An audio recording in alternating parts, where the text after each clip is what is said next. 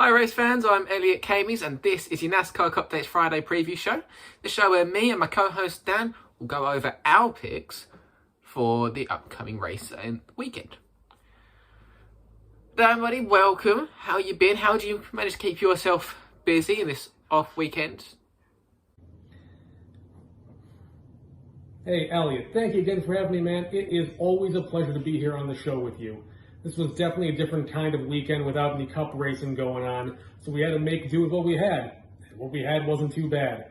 SRX came back in a big way. It was real cool seeing the likes of Tony Stewart going door-to-door with Bobby Labonte and Michael Waltrip all over again, albeit in a smaller capacity. But the real talk of that show ended up being Helio Castroneves and Tony Kanaan, two drivers who don't have the most experience in that style of racing, but they were definitely the class of the field. And it's what's got me the most curious is Helio Castroneves is making a look here into the Cup Series. Maybe he's trying to do what Mario Andretti once so famously did and get a W over at Daytona. Who knows? Maybe Trackhouse Racing's the team to do it. I don't know. I can only speculate. But hey, now it's on to Nashville, my friend. Okay, so like I said, we didn't have a race this weekend, but we do have Nashville to look forward to. Kyle Larson did win the inaugural race last year, a dominating win, about 264 laps led out of 300. But he hasn't shown the same speed this year. There's been a lot of opening for parity with this new car. So what do you think? Will he be able to repeat, or do you think there's going to be another driver taking it to victory lane? Oh yeah, parity is a fantastic word, and you picked the right one for that. We're seeing a lot more parity this year with all the drivers starting to equalize a little bit more. Sure, you still got the main teams up front. Your Hendrick Motorsports, Joe Gibbs Racing, Trackhouse, all of a sudden, boom, they're a consistent front runner. You're still seeing Stuart Haas up there, Penske, and I love seeing it. I love not having any idea who it's going to be, because last year it was the Kyle Larson show and the Kyle Larson show. So all of a sudden, everyone's kind of equalizing just a little bit more. And where Kyle Larson may have slipped back the other direction, all the Hendrick boys have come square up to the front. We're seeing a lot more of these guys battling door-to-door week after week, and I am so happy to see that. Not knowing who's going to be every weekend, that's a dream come true. So I want to pose your question right back at you. How do you feel about this level of parity we're seeing in the sport? Whoa. With what you said, I don't think Kyle Larson slid back.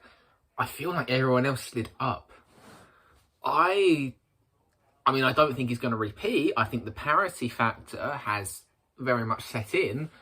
But it was about mid-season last year that Larson went on a bit of a tear.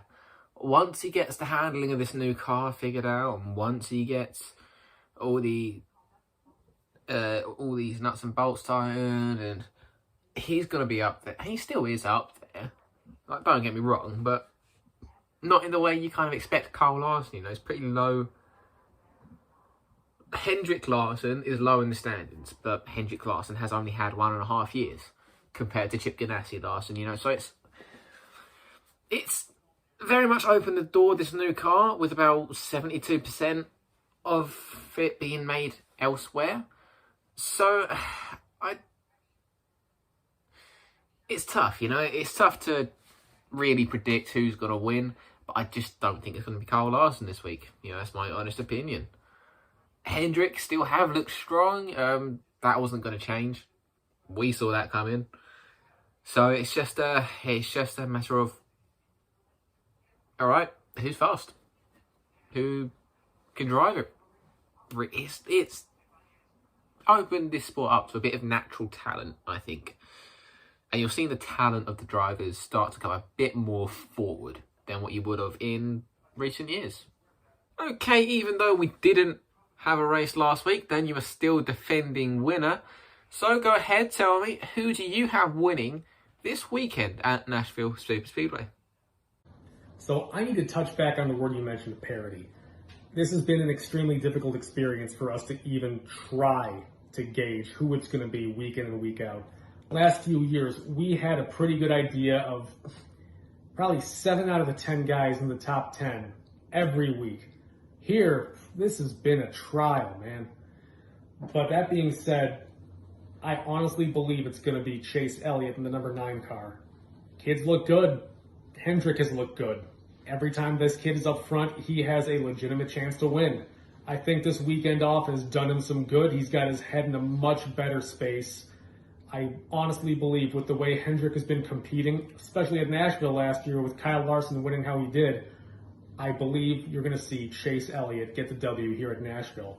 But now it's back on to you, my friend. Who do you think it's going to be? It's going to be Chase Elliott or one of the other guys? Well, thank you very much for asking. You're too kind. I've gone for a Stuart Haas driver, and it's not the one you're thinking. It's none of the Chase Briscoes. It's none of the Kevin Harvicks. It's the Aric Almirola in his final season. Will get it done coming at New Hampshire. I liked the speed last year from their low downforce package. I liked the speed in qualifying and race trim under low downforce. Slick tracks, low grip, high horsepower, which is Nashville. Combined with his 2 top 5s and 5 top 10s this season, something which is actually pretty average considering the amount of parity that we've had this entire year. I truly believe that Aric Almirola will get it done and will retire happy, lock himself into the playoffs and leave that fight for the closing spot just a little bit tighter between drivers. Well, that is all we have time for this week. Make sure you check in on Friday where myself and Dan will be going over the results of the Nashville race, some of the storylines that come out of it, and we'll be looking ahead to Road America.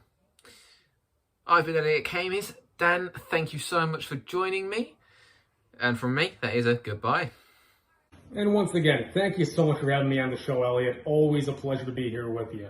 Want to mention everyone back at home, yep, you can still follow me on Twitter at CupDatesDan. I've still been a bit more quiet on there, but try to be a little bit more active during the week. Definitely far more active during the race.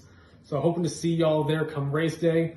Also want to say go ahead and just leave us some comments down below. Let us know who you think it's going to be. Let us know how wrong I am, how right Elliot is. Always love reading what y'all have to say. Elliot, thank you so much for having me, man. Cannot express how grateful I am. Y'all have a good one. Thank you so much.